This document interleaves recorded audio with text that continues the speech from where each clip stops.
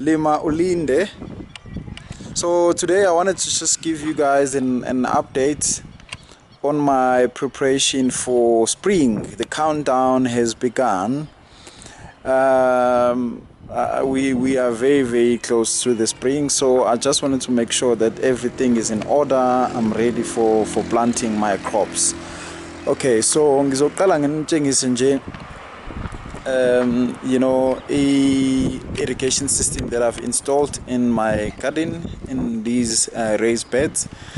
I must say that I'm proud of myself ukuthi ngikwazi ukuthi ngi-install le irrigation system emva kokuba nje few days back kade ngingazi next about irrigation and the system that I can install in my garden, thanks to the videos that were shared by other farmers and the research that I've done over the last few days. So it was very easy, and thanks to Builders Warehouse as well, because yonke le material engiyisebenzisile ngiyithole khona. Okay, so I mean these two beds that I've managed to install irrigation system on. Okay, let's get into it. So ngizoqala ngale which I like the most. So la ama pipes lawa ngiwasebenzisile. So this is a drip irrigation system. So you can see ngikale nje ama pipe am ukusuka le phezulu kwi bed ezophela la. Ngase ngikala ukuthi ama imbobo kulama pipes fana ngizivulephi, so ngizoniqalela la top. So you can see la ngiqale khona kanjalo. Inama elbow connector, and then I have a 3-way connector. Bese kuthi lapha phezulu ngine connector le connector kwi hose pipe from umpompi wami lapha emuva engisazonitshengisa wona. And then lapho I started installing ama drip emitters. So you can see after ngivulile imbobo, and then I have drip emitters running down. So naye running down as kuona womabili ama pipe aya alternator kuze kuyophuma le. So you will notice ukuthi ama drip emitters wami awekho necessarily ukuthi akhipha amanzi wakhiphela directly into the plant, but the proximity is still okay. Uma ekhipha amanzi, impande zale spinach will be able to get water. So you don't have to really position your emitters directly into the plant. Make sure that they are in close proximity, and they will do just fine. Okay, so yeah, so you see it how it was easy. It was just measuring, cutting the pipe, connecting these connectors, and then off, good to go. What took me some time here is just to put ama emitters, drip emitters, and then they running down through this bed ezizofika la. So nayo clean kuleli pipe. So la, I mean, I didn't have money to spend really, ukuthi ngithenge ilokhuzane i-stopper sala. So I just bent ilokhuzane ipipe ekugcineni, ngase ngifaka i-tape ukuthi amanzi angaphumi. So I think it was, I didn't have to spend any money doing this. Now uthi ngimove manje to a sprinkler system le ngi-install. So ngizoniqalela la nayo top. So sprinkler system was also easy. So what I've done here is ngithathe i-pipe lami le 15mm pipe that I use here, ngase ngiwuroundisa kuwona wonke ama sides ale bed.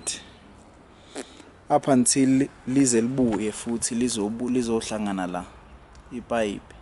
So you can imagine on this corner I have a U, on that corner I have a U connector, and on that corner I have a U connector up until ngize ngizofika la. Okay, ngithe sengikwenzile lokho, and then I so you can see nali pipe lami lalihamba khona ku edge. Sengikwenzile lokho, then ngase ngazofaka ke ama sprinklers lawa ama sprinklers anelokhuzana ane connector yawo. So let me see if I can show you guys la ngiconnecte khona le. Okay, there we go.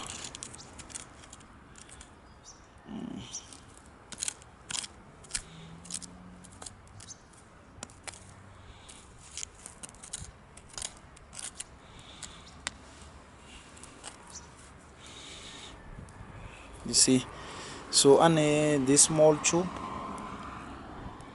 esuka la ihambisa amanzi le. So la just ball imbobo la kule pipe yami le, and then mase ngiyayifaka la, same as ufaka ama drip emitters. So lento vele ifika vele isi-installiwe unless ufuna ukuyi-extend, so then you can buy le small pipe ukuthi ukwazi uku-extend ukuthi ikwazi ukuthiya kude. And then I've installed lama sprinklers 6. So now 2, 4, 6. So I was ukuthi emit amanzi ke la. So this was the quickest system ukuthi ngi-install, because I didn't have to punch a lot of holes and push through ama lokhuzane ama drips like le yeah, so that's what I've done. Zokunvulela amanzi manje niwabona ukuthi operate kanjani lama systems wam i2. But as I do that, I'll just walk you through the hose pipe. So now lama pipe am out nali lisuka ku drip nali elia kuma sprinklers. So now ahamba u2 afika xabane ke la, but nakho la ngifika ngiwa-connecte khona. So ngine Y shape. Is it a Y shape? Yeah. Okuyiyona. So leli lilanda amanzi umpompo wami, leli lihambisa ku drip, leli lihambisa kuma irrigation system. So now you can see moving back, and then ngize ngizofika la na umpompo wami la ukhona. Okay, so ngizovulela ukuthi I don't have to irrigate today because I did yesterday, and today is not even hot, ngiyabanda. But ngizowavulela ukuthi nginitshengise ama systems wami in action. Okay, let's go.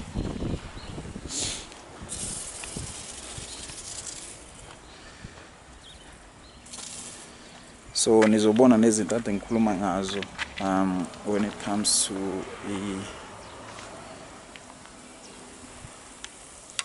effectiveness yamanzi. So na drip yam, you can see ikhipha amanzi directly into the ground. Naye khipha amanzi directly into the ground.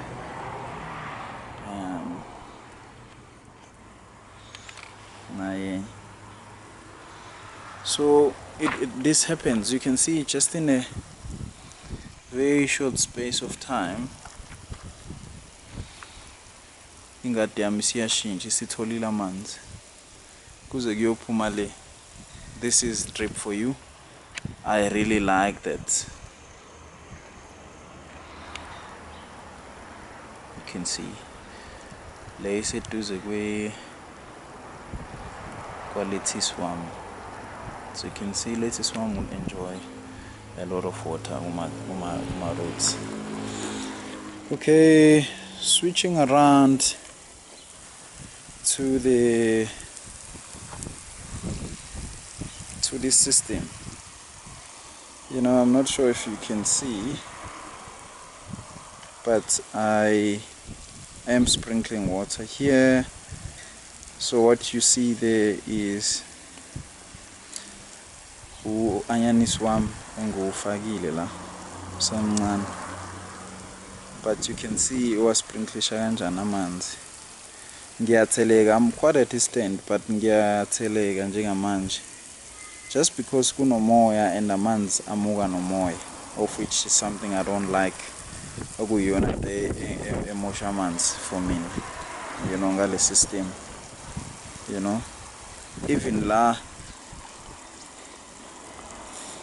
endleleni where I walk between my beds, it's not easy to walk because manje uzofana uqaphela amanzi uyatheleka and stuff, and I don't like, because if ngisebenza kwenye bed and ngivulela amanzi le iyachelela le, then sengizule ngimind ukuba amanzi ngitheleka and stuff because of the system. So for me it was not really the perfect system. That's something I dislike about the system, but anyway, it is working, and I've managed to learn one or two things about irrigation system. I was really scared starting out, and mangiyibona lezi zinto emzini abantu, engadini ngibona ngazi ukuthi bakhiphe a lot of money ngalento, but actually it's very simple. You can do it yourself at home. You don't even have to hire anyone to come and do this for you. I don't care if you're a woman or a man, you can do this. It is very easy. It doesn't take any effort at all.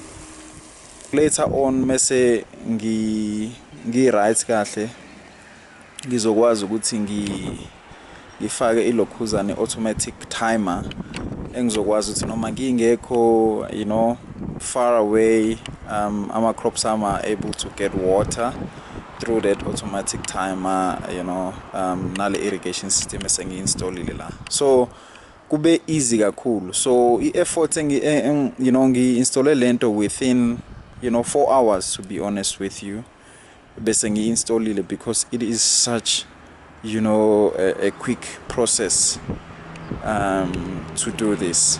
If I were to compare these two systems, so ngizoqala ngikomparishe ilokhuzane effectiveness. I think the drip irrigation system is more effective. It is not sprinkling water, wasting water around. You just dropping water directly into the ground, and then for your plants to actually consume that water.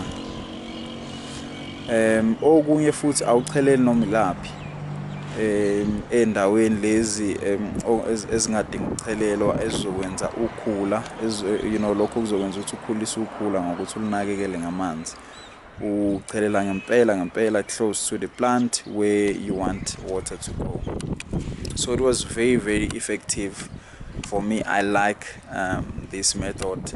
Noma kunomoya njeka namhlanje kunomoya kakhulu, so mangathi ngizama ukuchelela la ngeke kuze kube na difference. Ngizokwazi ukuthi ngichelele without wasting any water through through the wind.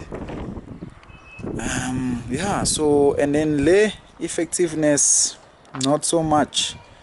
I'm thinking ukuthi, because yabo ukuthi lama sprinklers, they, I'll say 20 centimeters above the ground.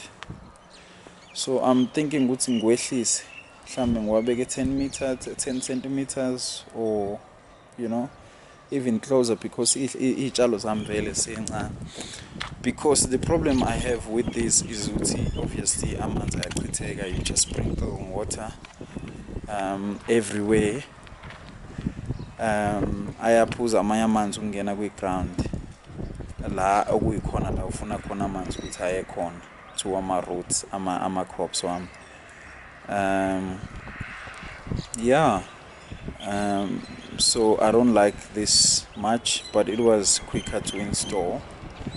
In terms of cost, le was the cheapest because I didn't have to buy a lot of drip emitters. Yeah, so and then lama sprinklers lawa iyodwa is about 27 rand a builder's warehouse. You know, it comes with a connector corner, which I think was good. Yeah, so that's what I can, mention here. Ipipe leli run around ngiwathenga lama pipes, the black pipe ngiwathenga ngabo 25 meters, waleli pipe nguthenga ngo-135 rand. So it's value for money. I don't see any problem there. This one was a bit expensive. E-pipe is still the same price, and the connectors allowing now la payana, there are few 3-4 connectors, but into engibize kakhulu la ama-emitters ayabiza 6 rand lot. So as you can imagine now, ngi-installa lama emitters awu 15 in each line of this. It comes to a lot of money for me, but I would if I were to choose, I would choose this method. Okay, so yeah, so that's the update really on the irrigation system that I've managed to install for my garden. Next I will be installing a drip irrigation system kule bedle, and then kule elapha ekugcineni I'll be installing a drip irrigation system again, and then here I'm gonna stay with the sprinkler system, because I invest in Maligion kusona. So for all of these, for this bed, I'm gonna stay with it. And then so you can see I'm starting to build these poles is for trellising ilokuzane tomato yami ngizoyitshala on this bed here. I'm gonna also install a drip, and then nala sengiwulungisile umhlabathi na ipole. I'm gonna I will be lining up peppers army la, and then enye bed enje ila. Right, so these are the 2 poles that I have. I've already prepared the soil as well. I'll be doing some planting as well of crops. It could be tomato or cucumber for that matter, that really requires a trellising. Yeah, so that's it. Thank you.